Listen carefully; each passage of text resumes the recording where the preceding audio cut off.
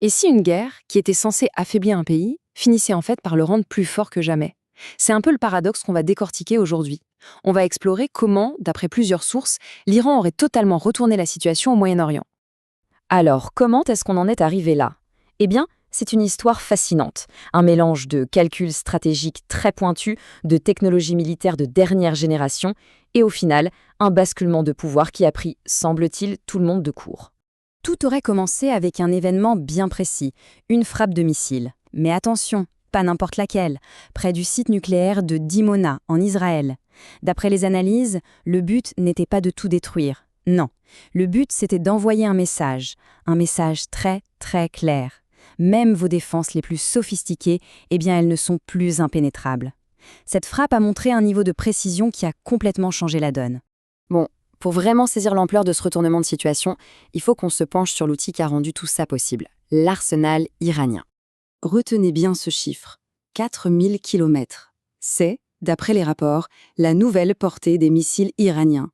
4000 kilomètres, ça change tout, ça redessine la carte des menaces et ça donne à l'Iran un poids diplomatique énorme, surtout vis-à-vis de l'Europe. Et là, on voit concrètement ce que ça veut dire. Londres, Paris, Berlin, ces capitales seraient maintenant à portée de tir. C'est une toute nouvelle réalité stratégique, pas seulement pour la région, mais pour tout l'Occident. Quand on peut frapper directement ces villes, l'équilibre des forces n'est plus du tout le même. Et attention, parce que ça pourrait n'être qu'un début. Certains experts avancent que cette technologie pourrait être poussée jusqu'à une portée de 15 000 km. 15 000! Là, on parle d'une capacité intercontinentale. Plus aucune cible sur la planète ne serait à l'abri. Imaginez le pouvoir de négociation que ça donnerait à l'Iran sur la scène internationale. Mais la menace ultime, le vrai game changer au-delà des missiles conventionnels, c'est bien sûr le nucléaire. Et là-dessus, des sources sont formelles. L'Iran aurait atteint ce qu'on appelle la capacité de breakout. C'est un terme technique, mais ça veut dire quelque chose de très simple. À partir de ce point, s'ils le décident politiquement, ils pourraient fabriquer leur première bombe atomique en seulement quelques semaines. La question qu'on se pose tous, c'est comment ? Comment l'Iran, sous un régime de sanctions depuis des années, a-t-il pu faire un tel bond technologique? Eh bien, la réponse, semble-t-il, ne se trouve pas à Téhéran, mais plutôt du côté de ses alliés. Et voilà l'une des pièces maîtresses de ce puzzle technologique, le radar chinois JY7A.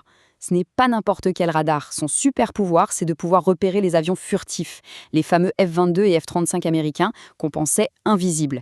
Comment ça marche? En gros, il utilise des ondes radar à très basse fréquence, des ondes si longues que les matériaux spéciaux qui recouvrent ces avions ne peuvent tout simplement pas les absorber.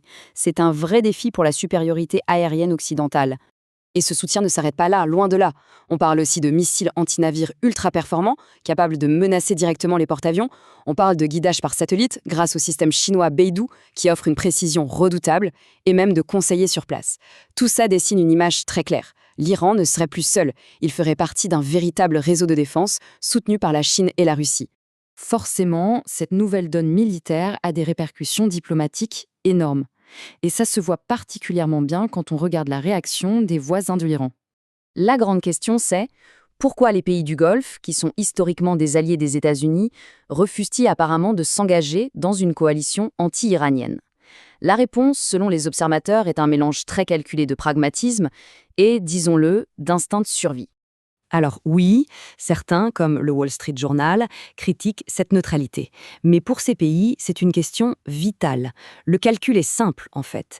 L'Iran est juste de l'autre côté du Golfe, c'est un voisin permanent, puissant. Les États-Unis, eux, sont un allié, mais un allié lointain. Alors, se lancer dans un conflit aux côtés des Américains, un conflit qu'ils ne sont pas sûrs de gagner, pour eux, ce serait une erreur stratégique monumentale. Toute cette montée en puissance, militaire, technologique, diplomatique, tout ça nous amène au point névralgique, à la carte maîtresse de l'Iran. Son joker, un atout géographique qui lui confère un pouvoir absolument démesuré. Et ce joker, c'est le détroit d'Ormuz. Il faut bien comprendre ce que ça représente. C'est un tout petit passage, mais plus de 20% de tout le pétrole consommé dans le monde passe par là, chaque jour.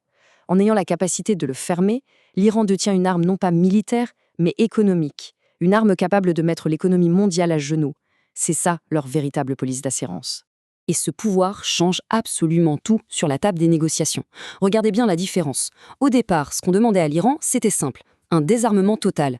Et aujourd'hui, eh bien, les rôles seraient inversés. Ce serait l'Iran qui poserait ses conditions, des garanties de sécurité, des milliards en réparation financière, la levée de toutes les sanctions et même, tenez-vous bien, le droit de taxer le pétrole qui passe par Hormuz. C'est un renversement à 180 degrés. Ce retournement de situation, c'est ce que certaines analyses qualifient sans détour d'échec stratégique majeur pour l'Occident. Pensez-y, l'objectif initial était de désarmer l'Iran, de le neutraliser. Le résultat final, ce serait un Iran plus fort, qui exige des réparations et qui a la main sur une partie de l'énergie mondiale. Ce qui nous laisse avec une question fondamentale pour l'avenir.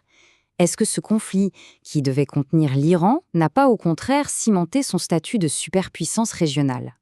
C'est une question qui reste ouverte et qui nous montre à quel point la technologie, la stratégie et le jeu des alliances peuvent parfois très vite redessiner complètement les rapports de force dans le monde.